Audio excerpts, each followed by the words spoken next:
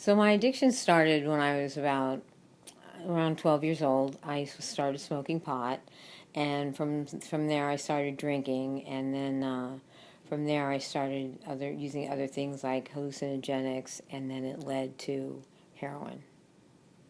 I had a really bad upbringing. My father used to beat me up pretty good, my real father, and then my stepfather was an alcoholic.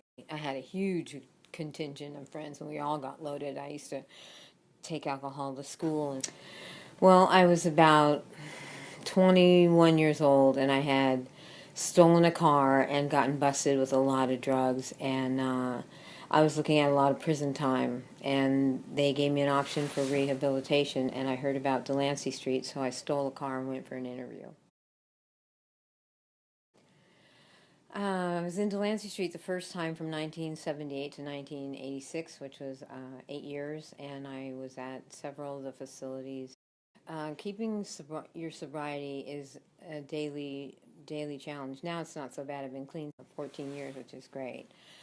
But you have to look at what your life is like now, and you want to keep it. So you have to set up some boundaries that you don't go back to the clubs that you used to go to, or you don't go back to the neighborhoods that trigger where you got loaded to make you feel like you wanted to get loaded. Sometimes a hot summer day triggers me wanting a beer, but if I have one beer, I'm going to have two beers, I'm going to have four beers, I'm going to be drunk.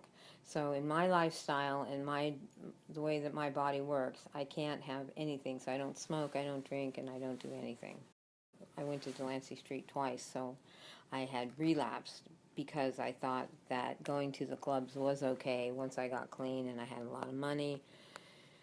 And I just thought I had arrived and I could do certain things that I used to do that I thought I could handle, but it wasn't true. And before I knew it, I was addicted again. I was about 40 years old and I lost everything, including my job. I got fired, which was the most humiliating thing. And then my niece was born.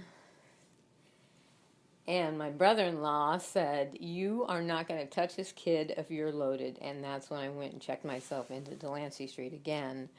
And I've been clean ever since. I really drained myself, and as a result ended up with a disease called Parkinson's, which I'm sure is linked to some of the ingredients that were put in some of the drugs. So I've paid the price. Waking up after being loaded is no fun, and then you want to get loaded to get that feeling away so that you don't feel anything, which is the whole reason why people do drugs. To wake up now clean is just, it's the best. It's a miracle.